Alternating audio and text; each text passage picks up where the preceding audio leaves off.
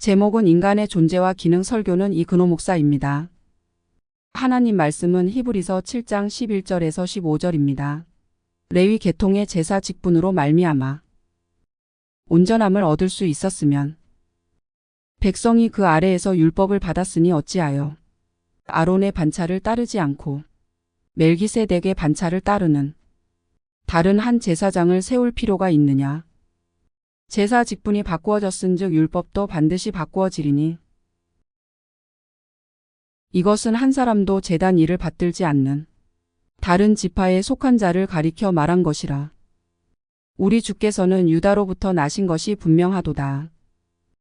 이 지파에는 모세가 제사장들에 관하여 말한 것이 하나도 없고 멜기세덱과 같은 별다른 한 제사장이 일어난 것을 보니 더욱 분명하도다. 아멘.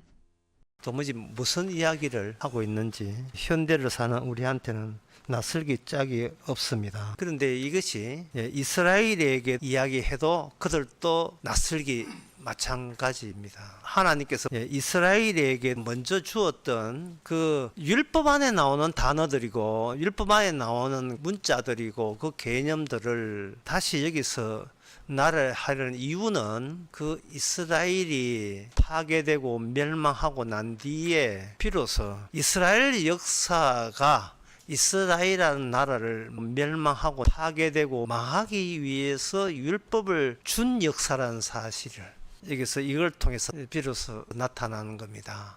그 이스라엘은 망하게 돼 있는데 다른 민족도 망하게 돼 있는데 그 다른 민족은 율법이 없이 그냥 망하고 이스라엘은 샘플로서 시범으로서 율법 줘서 이스라엘을 망하게 하는 겁니다. 이래도 망하고 저래도 망하고 인간은 애초부터 망하도록 돼 있습니다. 왜 이스라엘은 망하고 난 뒤에 레위 지파가 있었고 왜 그들이 제사를 지냈고 이스라엘은 레위 지파로 줄곧 제사장이 통치하고 지배하는 나라로 가면 될 텐데 왜 여기 유다 지파가 또 등장해가지고 제사 드린 적도 없는 유다 지파가 레위 지파를 다스리면서 유대인이 왜 레위 지파를 제끼고 유다 지파가 이스라엘의 대표가 되어서 이스라엘을 장악했는가? 그렇게 장악했으면 잘해야 되는데 유대 지파가 이스라엘을 장악한 나라가 유대 나라입니다. 이스라엘 12지파 중에서 유다 지파만 남고 사실은 베냐민 옆에 있지만 유다 지파만 남고 나머지 멸망한 그 나라가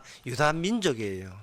그 유다 민족이 남았는데 그 유다 민족이 무슨 일을 했느냐 하면은 사람으로 오신 사람의 모습으로 오신 또는 사람이 되셔서 오신 하나님을 죽이는 그 기능 그 역할을 수행을 하게 된 겁니다. 그러면 우리가 성경을 보면서 좀 잘하지 하나님의 율법과 계명을 줬으면 좀 더 잘하지 자꾸 이렇게 생각하는데 이거는 율법을 줘도 그들은 자신을 망하게 하는 율법이라는 사실을 알지를 못했습니다. 망하고 난 뒤에 비로소 그들에게 준 율법의 기능이라는 것이 하나님께서 애초부터 계획한 바가 있어서 그 안에 그게 담겨 있는데 그 계획한 게 뭐냐? 인간의 모든 존재를 다 죽이는 기능이에요. 인간의 모든 존재를 죽이고 그 죽음 안에 하나님 자신도 거기다가 포함을 시켜 놓는 겁니다. 다 죽자 우리.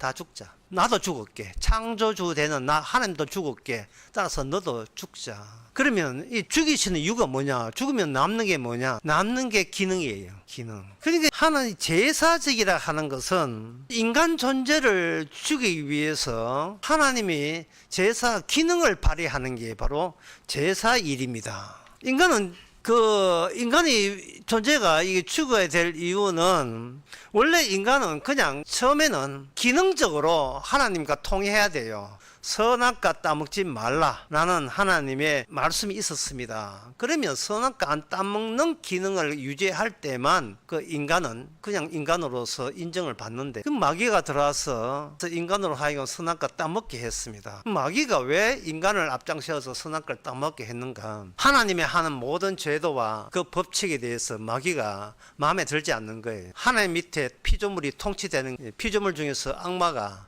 그게 대표로 나서서 반발한 겁니다. 그러면 어떻게 하느냐? 하나님한테 이기면 되잖아. 하나님한테 이기보면 되잖아요. 교회 나오라 하면 교회 안 나오는 게 이기는 거죠.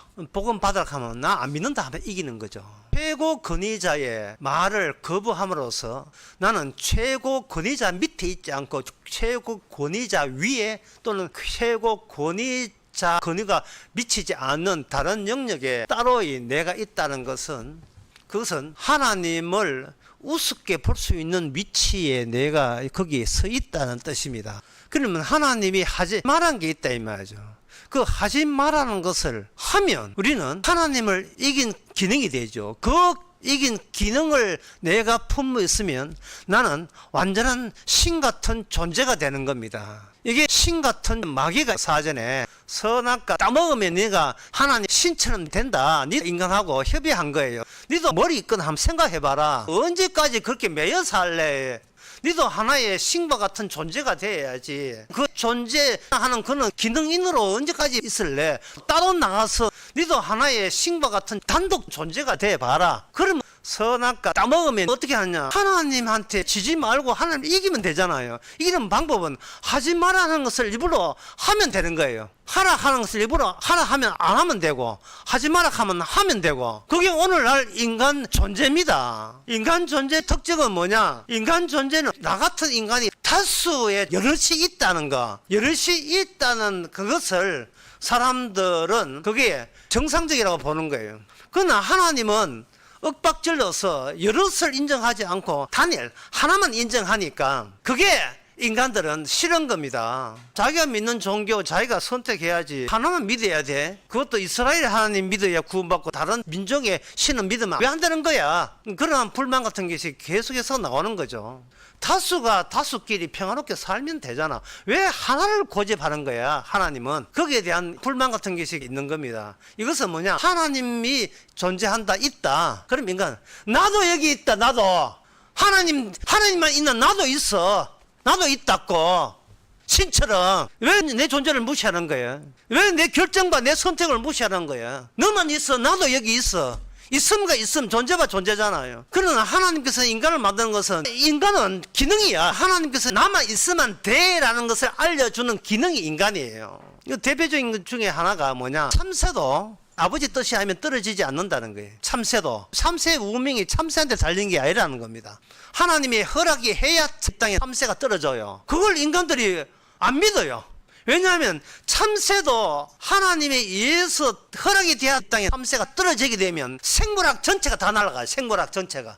이거는 생물학 전체가 다 날아간다는 말은, 참새가 하나님의 허락하여 떨어진다는 말은 이게 무슨 이야기냐 하면, 하나님에 의해서 너의 일거수일투족 너의 모든 것도, 네가 숨쉬는 것조차 모든 것 다 하나님의 허락 없이는 일어나지 않는다는 뜻이고, 이거는 더 나아가서 네가 죽어서 천국 가냐 지옥 가는 그건 네 속 안에 아니고 하나님의 내 허락 없이는 아무데도 갈 수 없다. 지옥 가고 싶어도 허락 없이는 지옥 못 가고, 천국 가고 싶어도 하나님의 허락 없이는 못 간다. 참새가 하나님의 허락 없이 안 떨어지는 것도 그 이야기 인간들이 안 믿어요. 인간들이 거부해버리는 거예요.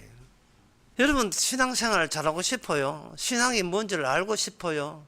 진짜 신앙생활 제대로 한번 해보고 싶어요? 간단합니다. 여름철에 방역차 골목에 뜨잖아요. 여름철에 방역차 연기, 애들은 정신없이 그 방역차 그 소독약 냄새에 취해가지고 막 따라가요.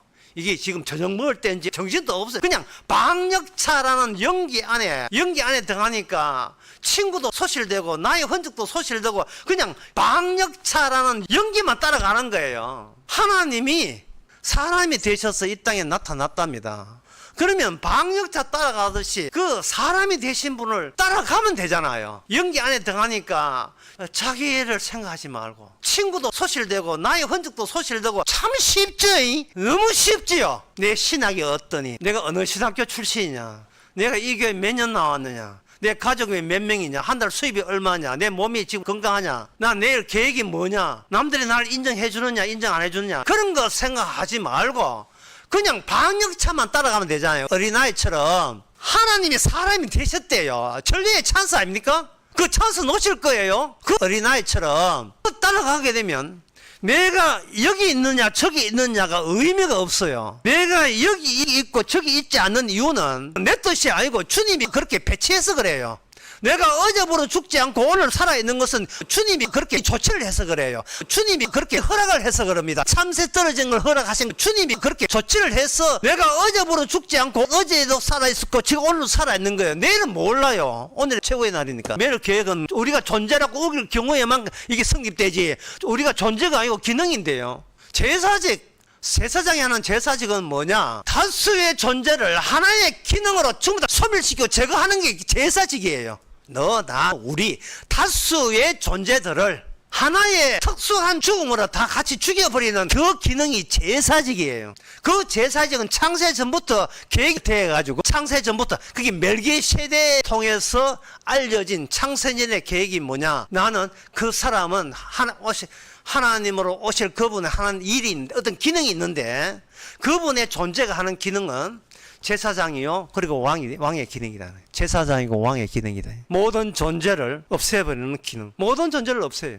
하나님께서 출애굽기 32장 9절에 10절에 보면 여호와께서 또 모세에게 이르시되 내가 이 백성을 보니 목이 곧은 백성이로다. 그런즉 나대로 하게 하라. 내가 그들에게 진노하여 그들을 진멸하고 너로 큰 민족을 만들겠다. 그런 내용이 나와요. 그러니까 이스라엘이 진멸의 대상입니다. 근데 성경 이스라엘 역사를 보게 되면 구약을 보게 되면 이스라엘 역사를 보면 하나님께서는 율법을 줘서 그들과 함께 하면서 이방 민족을 진멸해요. 그 이방 민족을 진멸한 그 내용이 신명기 2장 34절에 그때 우리가 그 모든 성읍을 취하고 각 성읍의 그 남녀와 유아와 함께 하나도 남기지 않고 진멸하였고 돼 있어요. 그게 뭐냐 하면 존재라는 이유 때문에 진멸당하는 겁니다. 네가 있기 때문에 진멸당하는 거예요. 하나님의 앞에서는 여기서 남자 여자 소용없습니다.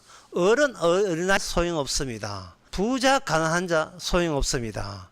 병든 자 건강한 자 구분 소용없습니다. 전부 다 진멸의 대상입니다. 존재하는 그 자체가. 신명기 7장 2절에서 4절에 보면 여호와께서 너를 붙여 너를 치게 하리니 그때 여기 치는 족속이 뭐냐 하면 1절에 여러 가지 민족 헷 족속, 기르가스 족속, 아모리 족속, 가나안 족속, 브리스 족속, 히위 족속, 여부스 족속 너보다 힘이 많고 힘이 많은 7 족속을 쫓아내실 때에 2절에 하나님께서 너를 붙여 치게 하시면 그때 그들을 진멸할 것이라. 그들과 무슨 언약도 말 것이고 불쌍히 여기지도 말 것이고 그들과 혼인하지도 말 것이고 그렇게 쭉 나와요. 그들의 우상을 깨뜨리라면 그런 이야기가 나와 있습니다. 그러니까 하나님께서 이스라엘과 동행하면서 하시는 일은 뭐냐?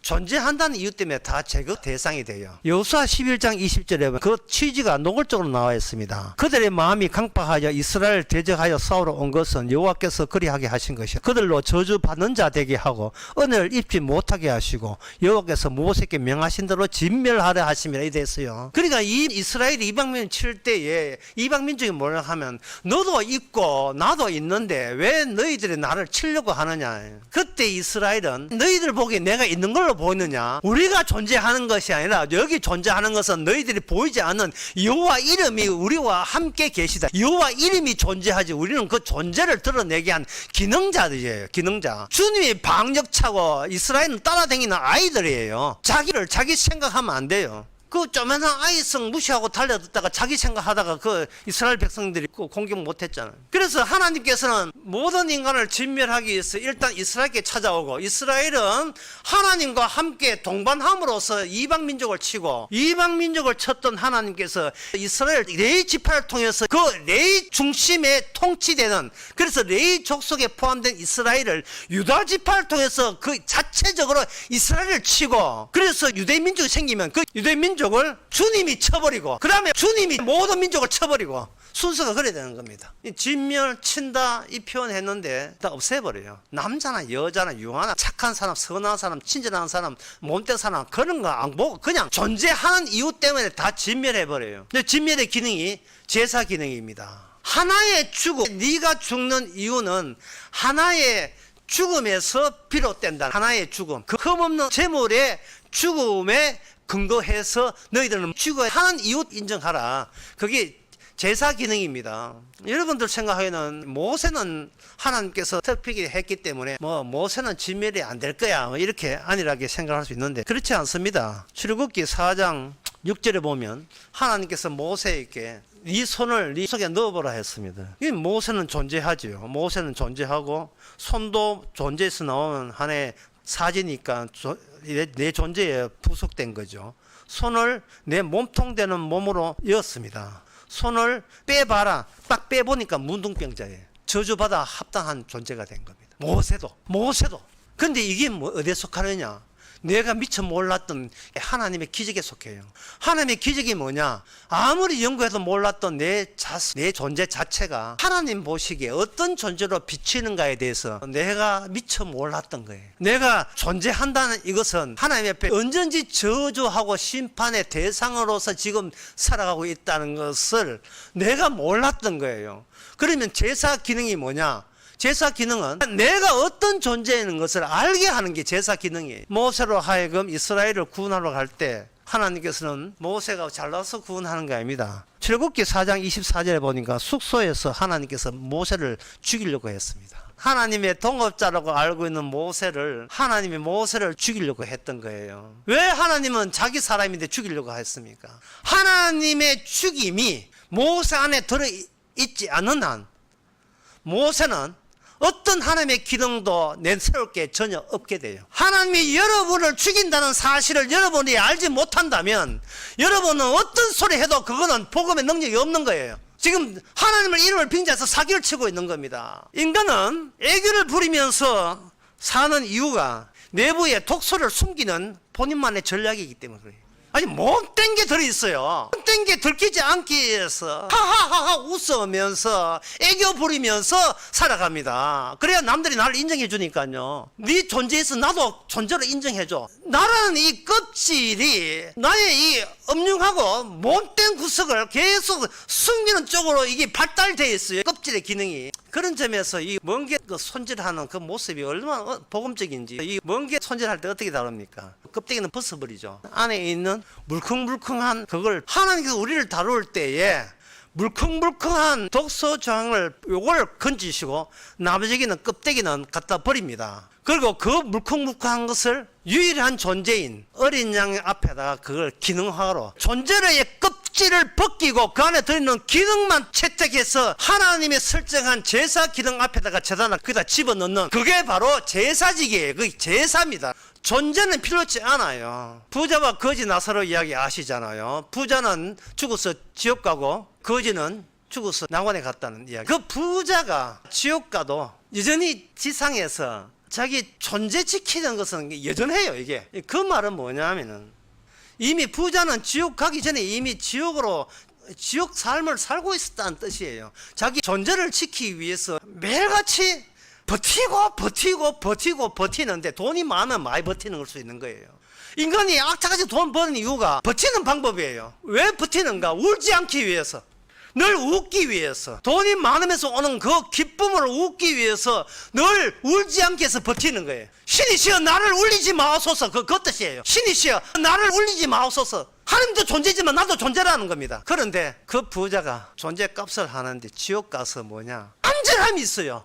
무슨 간절함? 손가락에 물 한 방 적셔 오기에 대한 간절함. 물 한 방울 적셔 달라고 간절할 때 예수님이 그 이유를 이야기를 하시면서 여전히 너희들은 존재를 버티는 존재 되기 위해서 물 한 방울 달라 했지. 하나님이 주시고자 하는 간절함은 물방울 하나를 간절함이 아니라 모세 시편의 글, 예언자의 글, 말씀이 간절함을 너희들은 왜 그런 간절함이 없느냐 이 말이죠. 지옥에 살면서 존재의 바다에 살면서 너도 존재 나도 존재 잘난 체 하는 인간들 속에 살면서 무엇을 간절히 원해야 되는가 그걸 왜 모르냐 이 말입니다. 누가복음 6장에 보면 주님께서 이런 말씀해요. 6장 21절에 이제 줄인 자는 복이 있나니 배부를 것이요 이제 우는 자는 복이 있나니 너에게 웃을 것이다. 우는 자 6장 그 25절에 보면 6장 25절에 화 있을진저 이제 저주가 있다 이 말. 저주 있을진저 이제 너희 배부른 너희는 주의로다. 화 있을진저 너희 웃는 자여 너희가 예통하며 울리다. 그들은 껍데기 멍게 껍데기만 쥐고 평생을 살아온 거예요. 안에 뭐가 들은지를 몰라요. 하나님이 뭘 폭격하려는 것도 몰라요.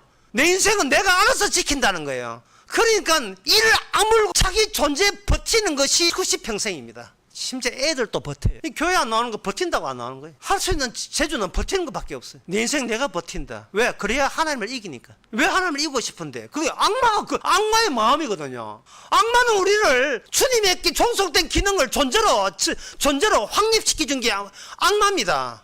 너는 인생 살아야지. 뭐 어때 정신 파느냐? 뭐 교회에 뭐 오세요, 뭐 복음 전하면 그거 내한테 이익 됩니까? 묻는 게 그게 지 존재 간수하기. 이게 내한테 이익 됩니까? 여러분들이 세상에 나와서 이야기하는 모든 것은 존재와 존재 사이의 대화예요.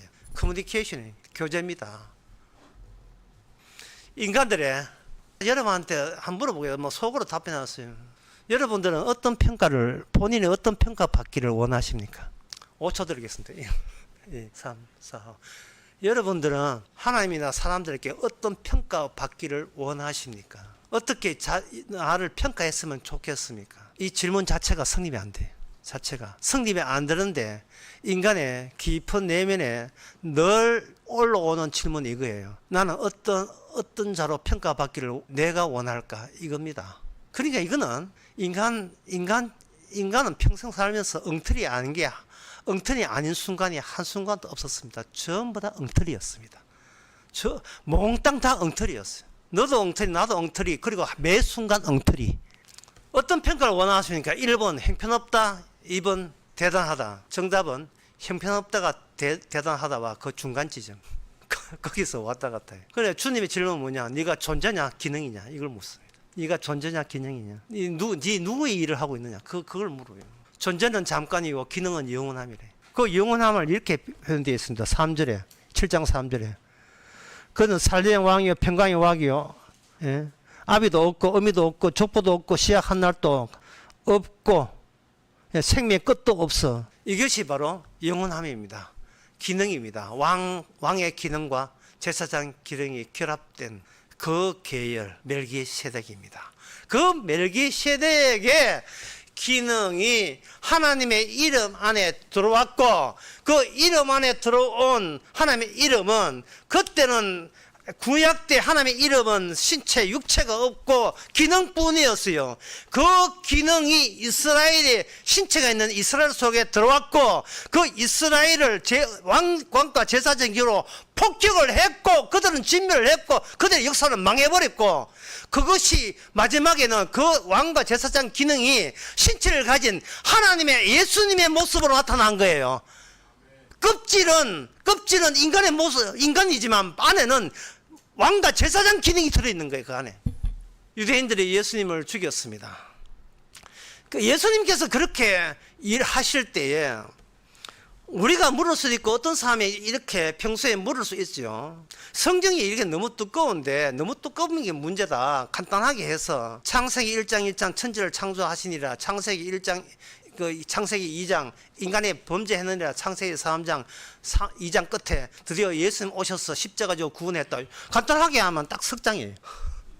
왜 이렇게 두꺼워요? 왜 미리 오면 안 되느냐면, 예수님이 왜 이제 왔느냐면, 신약 때 미리 오면 될 텐데 왜 미리 오지 않고 쭉 이스라엘 해서 마치 구원하는 것처럼 해가지고 다 망하게 해놓고 왜 이제 예수님 오실 때 왜 왔느냐 하는 그 이야기. 그런 질문이 여러분 해보신 적 없습니까? 그것은 하나님께서 자기 백성을 새롭게 만들려고 하시기 때문에 그렇습니다. 새롭게 만들어지는 그 인간의 특징은 전에 만들어진 인간의 모든 요소를 다 알고 있어야 돼요. 인간이라서 마귀와 더불어서, 예, 존재로, 기능에서 존재로 해가지고 지가 신이 된 양 설쳐되는 그 요소를 다 공감해야 되고 공유하고 있어줘야 돼요. 그래야 제사직이 살아요. 나는 저주의 대상이라는, 나는 저주의 대상으로서 인간이 되었다는 사실을 알고 있을 때만 비로소 하나님이 오셔서 하는 그 제사직의 취지가 살게 되는 겁니다. 그게 이걸 죄가 수승했다, 죄가 무르익었다고 이야기합니다. 인간에서 내놓을 수 있는 모든 악마적 죄는 죄다 다 펼쳐져야 될 그 기간이 필요했던 거예요. 예를 들면 욥 같은 경우죠. 욥은 처음에, 예, 완전한 상태로 하나님께 복을 받았습니다. 욥은 나라는 존재죠. 나라는 존재에 하나님께서 내가 믿음이 있으니까, 하나님 믿으니까 하나님께서 완전한 모든 혜택은 축복은 내가 다 받았다. 이것이 내가 하나님 믿은 대가다 라고 그렇게 생각했죠. 여전히 욥은 자기가 존재 중심이라는 사실을 그는 생각도 못하고 하나님의 존재가 나라는 존재에게 이렇게 존재답게 제대로 된 존재답게 해뒀다 이렇게 오해한 겁니다. 그런데 하나님께서 욥에게 사탄 인간을 처음 미혹했던 인간에게 관여해서 하나님을 승리한 자로 악마가 간주하게 했던 그 악마로 하여금 처음에 마귀가 인간에게 했던 짓을 그대로 욥에게 그 결과를 거기다가 부여하게 만들었어요. 악마가 제공한 것을 악마가 다 뺏어가도록 만드는 거예요. 욥은 지금 자기가 진멸의 대상인 걸 모르고 넘치는 복으로 커버되어 있으니까 자기의 물컹물컹한 이 본성, 저주의 본성은 모르고 그 존재의 두께, 먼 게 두꺼운 두께가 그렇게 자랑스러운 거예요. 그걸 욥을 하여금 일일이 아프니까 인간이죠. 아프니까 다 뜯어내요. 네 안에 독소 조항, 네 안에 독소를 보게 하는 겁니다. 다 뜯어낼 때 악마도 알아요. 하나님, 그러면 욥이 하나님을 원망할 겁니다. 악마도 이미 알고 있어요. 하나님도 알고 있어요. 모르는 것은 욥 본인밖에 몰라요. 여기서 욥에게 나오는 것은 완전해서 그 다음에 완강함, 버팀. 우리가 내릴 수 있는 결론은 간단합니다. 인간 존재는 완강함으로 가득 차 있는 존재. 완강함으로. 그걸 성경에서는 교만, 금방점 이렇게 하는데 그 쉽게 말해서 완강함, 완악함으로 똘똘 그 당구공처럼 뭉쳐 있는 게 인간 존재. 제발 날 건드리지 마세요. 제발 날 건드리지. 나도 존재니까, 신 같은 존재니까 날 건드리지 말라. 제발 나로 하여금 나로 살게 해. 그냥 둬요. 그냥 내버려둬요. 제발 건드리지 말고 예수가 되든 하나님이 되든 뭐 목사가 되든 집사가 되든 막 날 그냥 나 버려둬요. 엄마가 되든 아빠가 되든 형이 되든 동생이 되든 건드리면 웁니다. 울어요. 우리는 안 울기 위해서 버티고 애교 부리고 늘 웃는 척하고 도와다니고 웃는 척하고 참 그 연기도 참 그 얼마나 힘들겠어. 그 연기한다고 평생 그래 연기한다고 속에는 울고 있는데 겉에는 안 우는 것처럼. 아들이 있다가 엄마 힘들지? 아이고 뭐 네가 이 정도는 내가 이 정도 아무것도 아니야. 엄마 대단해요. 그러니까 내 엄마지. 놀고 진짜 놀고 있어. 성경 보면 안에 다 나오는 이야기인데 진멸의 대상이에요. 진멸의 대상. 그리고 이스라엘 백성들이 이야기합니다. 참 그 욥이 그래서 해놓고 욥기 보면 이래 돼 있어요. 욥기 마지막에 장 42장에 보면 친구들에게 말하기를 너희들은 욥처럼 정당하지 않다고 이야기하면서 너희들이 수송아 7과 수양 7을 취하여 42장 8절 내 종 욥에게 가서 너를 위하여 번제를 드리라. 내 종 욥이 너를 위하여 기도한 적 너희들은 너희 죄는 용서가 된다. 이래. 이게 뭐냐? 욥으로 하여금 제사장직을 하게 합니다. 예수님께서 이 땅에 올 때에 그 사도 요한이 요한복음의 1장에서 말하기를 보라 세상지로 가는 어린 양이라 했어요. 주님께서 먼저 제사직부터 출발해서 왕이 되시는 겁니다. 왕은 뭐냐? 승리이죠.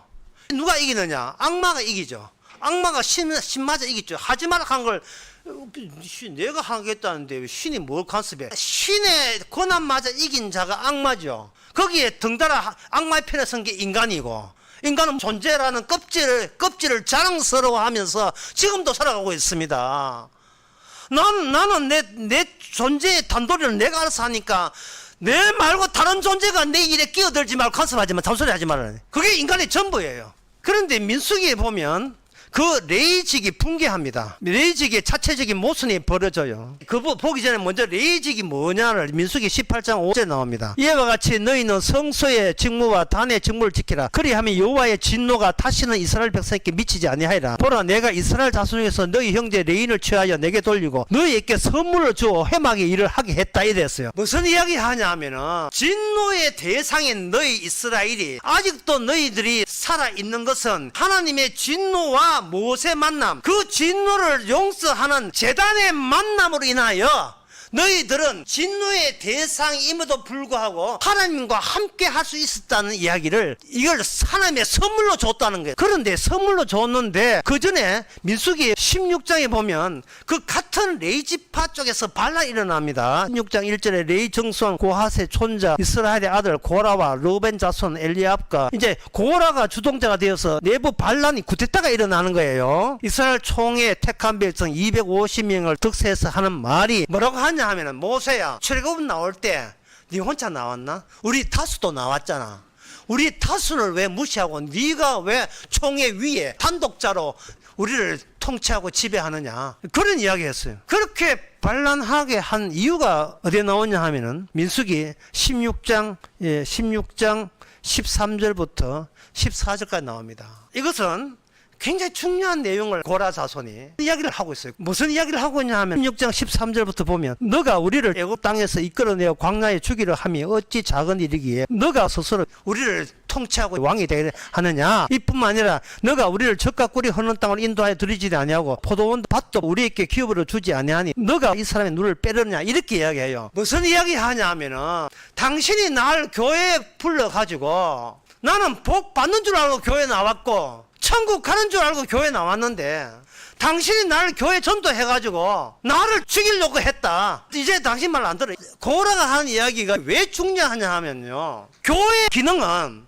하나님이 우리를 하여금 교회에 와서 우리를 망하고 죽게 하는 기능을 하기 위해서 교회 우리를 불러 모은 거예요. 그런데 우리 인간은 자기 존재 주제 파악이 안 되니까 교회 나오다가 있는 살림마저 거덜나겠다, 후회하기 전에 빼겠다는 거예요. 또는 교회 좀 댕겨보고 내 일이 행복해지면 다니고 안 하면 나 언제든 뺄 거야.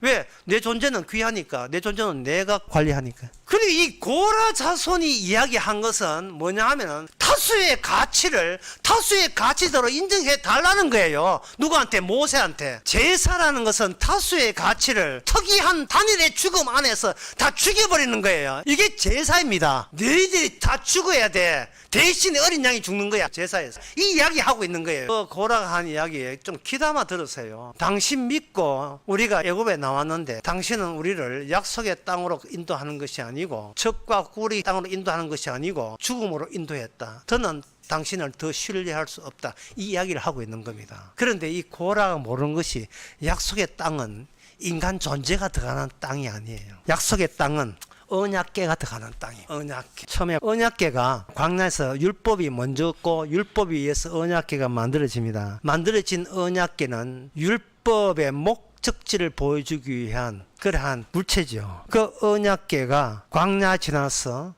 요단강 건널 때 언약궤 중심이 있죠. 그 다음에 여리고성 정복할 때 언약궤 중심이었죠. 그 다음에 약속의 땅에서 실로라는 곳이 있어요. 실로라는 곳에서 에베네스로 가고 아스돗 가고 가드를 가고 에글론 가고 베세메스로 가고 알론을 갔다가 길랏 이하론을 갔다가 마지막에 약속의 땅에서 어디로 가느냐, 예루살렘 성전으로 들어갑니다. 곧 언약궤가 블레셋 땅을 경유해서 가요. 이 말은 언약궤는 이스라엘 편도 아니고 블레셋 편도 아니다는 뜻이에요. 그래서 하나님께서는 유다 지파, 언약궤 중심으로 제사했던 레위 지파가 자기 기능이 다 날아가요. 자기 기능이 다 자체적으로 인간의 의식 자체 존재가 무너져야 되는데, 이 레위 지파부터 해가지고 모든 인간이 제사 드렸으니까 살려달라는 식으로 계속 자기 존재에 대한 집착이 계속 유지되고 있었던 겁니다. 아까 같은 그런 마음, 우리가 시킨 대로 했잖아, 그런데 우리는 왜 힘들게 살아야 돼? 라는 그런 논리가 안에서 작동하고 있던 중이에요. 제사를 통해서 하나님이 진멸할 걸 봐주고 있다는 사실을 모르고, 그 어린 양의 피가 우리의 죄를 사한다는 걸 모르고, 그리고 구원받은 자는 존재를 유지하는 게 아니고 이제는 내 존재는 어린 양이 내 존재를 대신하고요. 실제로 그래. 실제로 우리가 죽고 난 뒤에 우리의 육체가 없고 예수님의 영광된 다른 영역에 따로 우리의 기능과 결합되면서 천국에서 살게 돼요. 이 존재는 후패해져야 돼요. 그래서 지금 후패하고 있잖아요. 뭐든지 아프잖아요. 관절이고 뭐든지 허리, 어깨, 무릎, 팔 안 아픈 데가 없잖아요. 지금 얼마나 고맙습니까? 이 멍게 껍질 신이 벗겨주는 이 고마움, 이 존재의 그 갑옷은 이제 그만 입어라. 그만.